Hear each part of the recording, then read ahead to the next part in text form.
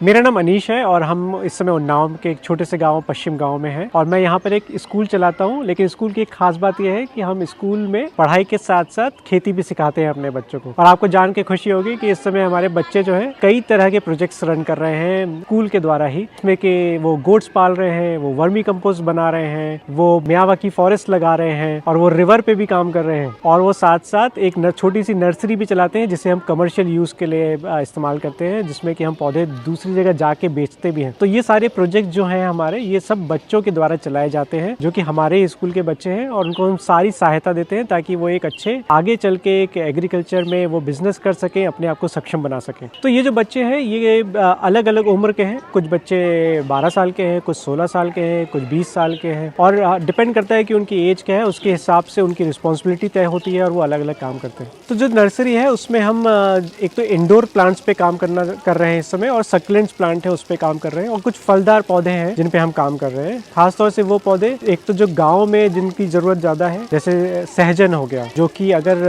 हम ज्यादा उसको करते हैं और लोग उसको घरों में लगा लेते हैं तो न्यूट्रिशन की कमी कहीं हद तक पूरी कर सकते हैं वो। और दूसरा, शहरों के लिए हम वो पौधे करते हैं जिसको ऑक्सीजन के लिए को जो स्वच्छ करते हैं वातावरण को, और घर में जो एक्वाई है उसको कम कर सकते हैं। तो ऑल टुगेदर हमारे पास जो बैच है ऐसे बच्चों का, उनको हम चेंज मेकर्स कहते हैं, और उस बैच में करीब 20 बच्चियां हैं। तो जैसे ये जो ग्रुप इस तरीके से काम करता है, हम एक सीड मनी उसमें इन्वेस्ट करते हैं और फिर उससे हम बिजनेस को ग्रो करना सीखते हैं, जिसमें हम सारी चीजें सीखते हैं। रिकॉर्ड कीपिंग सीखते हैं, हम फाइनेंसेस सीखते हैं, हम बिजनेस का डिसीजन लेना शुरू करते हैं। तो उसमें होता है कि मान लीजिए अगर कोई बिजनेस है वो अच्छा कर रहा है तो उसी का जो पैसा होता है, जो प्रॉफिट होता है, उससे बच्चे हम मिलके, सब लोग मिलके एक सलाह करते हैं कि उसको हमको री इन्वेस्ट कैसे करना है। और ये एक पूल ऑफ मनी हम क्रिएट करना चाहते हैं जो उन्हीं के लिए आपस में आगे जाके काम कर सकता है। तो जैसे कि नर्सरी हम कर रहे हैं, उसी तरीके से हमारा एक प्रोजेक्ट गोट का है, जिसमें हम क्या कर रहे हैं कि जो बच्चे ऑलरेडी घर में गोट्स पाल रहे हैं, हम उनको बहुत अच्छी तरीके से ये बताना चाहते हैं कि अगर आप घर में साइंटिफिक तरीके से गोट पालते हैं, जैसे कि आप उसके न्यूट्रिशन का ध्यान रख रहे हैं कि नहीं रख रहे हैं, आप उसका वेट रेगुलरली चेक कर रहे हैं कि नहीं कर रहे हैं, आप उस पर कितना खर्चा हो रहा है वो देख पा रहे हैं, जोड़ रहे हैं कि नहीं कर रहे हैं। क्योंकि अक्सर हमने देखा है कि जब गाँव में लोग पालते हैं कुछ भी, तो उसका हिसाब किताब कुछ नहीं होता है, उसको एज अ बिजनेस नहीं, वो ऐसा कि घर में कोई भी है वो कोई भी कर लेगा, तो उसमें कभी भी वो हिसाब किताब उनके पास क्लियर नहीं होता है कि उनको फायदा भी हुआ है कि नहीं हुआ है। लेकिन हम जब यहाँ पे प्रोजेक्ट्स रन करते हैं तो हम ये देखते हैं कि किस तरीके से वो सारी चीज़ों को अपने साथ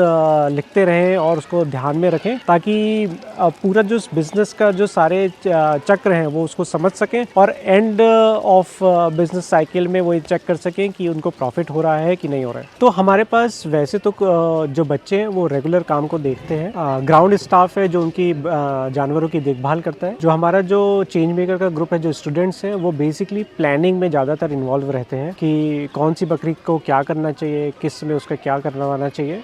तो ग्राउंड स्टाफ उनकी देखभाल के लिए होता है, स्टूडेंट्स उसकी प्लानिंग करते हैं, और हमारे पास एक पूल ऑफ एक्सपर्ट्स है जो ये डिसाइड करता है, जो जब भी हमको जरूरत पड़ती है, हमें कुछ समझ में नहीं आ रहा होता है तो हम उनके पास जाते हैं, जिसमें कि कई सारे विभाग के लोग हैं, कई सारे ऐसे फार्मर्स हैं जो हमसे जुड़े हुए हैं, केवीके के साइंटिस्ट हैं जिनसे हम कंसल्ट करते हैं। इसी के साथ जैसे हमारे कुछ कमर्शियल प्रोजेक्ट हैं, कुछ हमारे स्टडी बेस्ड प्रोजेक्ट्स हैं, जिसमें हम साई रिवर जो हमारे बगल में बह रही है, हम उसको स्टडी कर रहे हैं। उसमें बेसिकली हम ये देख रहे होते हैं कि उसमें बायोडाइवर्सिटी में क्या क्या वहाँ पे अभी इस समय है, जैसे उसमें वहाँ कौन कौन सी घास है, वहाँ की कौन कौन से पेड़ ज्यादातर पाए जाते हैं, कौन कौन सी चिड़ियाएं हैं जो उस पर डिपेंडेंट है। तो इस तरह की एक स्टडी हमारी ये चल रही है। वर्मी कंपोस्ट भी हमारा एक प्रोजेक्ट है जिसमें हम स्टडी कर रहे हैं कि कौन सा केचुआ लगभग कितने दिनों में खाद तैयार कर पाता है और उसकी क्वालिटी कैसी निकल के आ रही है। फिर ऐसी एक हमने नेट हाउस लगाया है। हम इन्हें ये देखना चाह रहे हैं कि अगर हम प्रोटेक्टेड तरीके से खेती करना चाहते हैं तो क्या वो एक आम किसान के लिए, एक मार्जिनल फार्मर के लिए क्या वो वाजिब है, या फिर वो उसके इकोनॉमिक्स में वो बैठ पाता है कि नहीं बैठ पाता है। फिर उसी तरीके से एक मियावाकी का हमारा फॉरेस्ट का हमने एक प्लांटेशन किया है जिसमें कि हम अलग अलग फलदार पौधे बहुत घनी रीति से लगा रहे हैं। हम ये देखना चाहते हैं कि जब हम पौधे घनी रीति से जैसे जंगल में होते हैं तो उसका क्या इफेक्ट पड़ता है, बजाय इसके कि जब लोग 6-6 फीट की दूरी पे या 10-10 फीट की दूरी पे पौधे लगा रहे हैं। हम उन सारी चीज़ों को भी अपने यहाँ स्टडी करने की कोशिश कर रहे हैं। तो ये जो स्कूल है ये हमने 2016 में शुरू किया था और अब इसको लगभग 10 साल हो रहे हैं। और आज हम जब मुड़ के देखते हैं, जो बच्चे हमसे शुरू से जुड़े हुए थे उनके इम्पैक्ट, अगर हम उसके स्टडी करते हैं कि क्या उसका अनुभव रहा या क्या उसका इम्पैक्ट पड़ा, तो वो हम देख पाते हैं कि ऐसे कई सारे बच्चे हैं जो आजकल खेती से जुड़ने की कोशिश कर रहे हैं, या फिर उनमें प्रकृति को लेकर एक लगाव सा उत्पन्न हुआ है। तो आई थिंक ये कुछ अच्छी बातें हमने देखी हमारे बच्चों के जीवन में, जब हम उनको देखते हैं कि कैसे किस तरीके से वो ग्रो कर रहे हैं हमारे साथ रहने के बाद। तो ये एजुकेशन मुझे लगता है कि काफ़ी अच्छा तरीका है जब हम बच्चों को नेचर से जोड़ते हैं और ख़ास तौर से खेती से जोड़ते हैं। तो इसका एक बड़ा जो फ़ायदा जो मैं देख पाता हूँ वो ये कि जो गाँव से जो शहरों में पलायन होता है, जो माइग्रेशन होता है, वो कहीं ना कहीं हम उसको रोकने की एक कोशिश कर पाते हैं। कई सारे लोग हम कई सारे किसानों को से बातें करते हैं या हम कई सारी कंपनी से उनको हम अपने यहाँ पे बुलाते हैं, तो उसका फ़ायदा ये होता है कि गाँव में एक तरीके का माहौल बनता है। वो खेती को प्रेम करने की कोशिश करते हैं। वो देख पाते हैं कि अच्छा वो वही ऐसे फार्मर हैं जो कमा रहे हैं, जो खेती से भी अच्छा पैसा बना सकते हैं।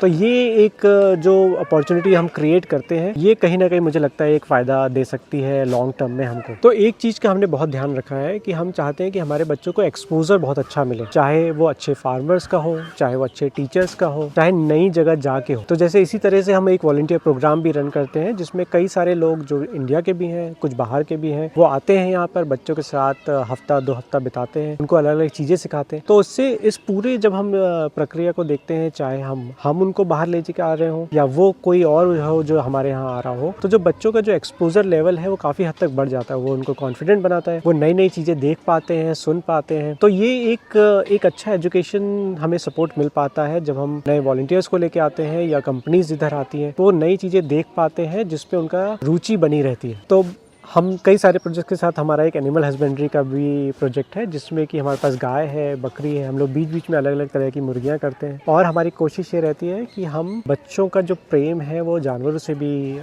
बढ़वा सकें। जैसे हम जो गाय का जो हमारा प्रोजेक्ट है उसमें खास बात ये है कि बच्चे घर से एक एक रोटी लाते हैं और उसका जो भी दूध होता है वो सब हम लोग सुबह ब्रेकफास्ट में उसको यूज़ करते हैं। तो एक एक ग्लास या 1.5 ग्लास बच्चे उसको खुद जो भी पीना चाहता है वो उसको पीता है। तो एक तरीके का जो सिस्टम हम क्रिएट कर पाते हैं जो कि उनको एक ऐसी शिक्षा की तरफ ले जाता है जो कि करने से होती है, ना सिर्फ किताबी ज्ञान से, बल्कि उनको हैंड्स ऑन एक्सपीरियंस जिसको हम इंग्लिश में कहते हैं, वो एक शिक्षा का आधार भी बन जाता है। I'm Ciorta. I'm from Chile, and this is my third time in the Good Harvard School. Yeah. So this is my third time volunteering here at the school. Well, my first time, it was only 10 days, and that time I was with someone else. We came here and helped a little bit with classes. We made a mural and mostly interact with the girls, which is really important. The second time we came with mission of helping them to play volleyball, so that was very nice. And by my side, I help Anish with more administrative tasks. Actually, this time I was just around India and I saw that this potato festival was going on, so I decided to come and give a hand to them, and at the same time spend a little bit of time with the girls and help again with the administrative tasks. So yeah, that's it. I loved being here. The family is always super welcoming and I feel very nice. It is a great project and I'm very proud because I've seen how it has grown during a year and a half that I was here before, and the changes are amazing. So it is a project that keeps going and that makes me really happy.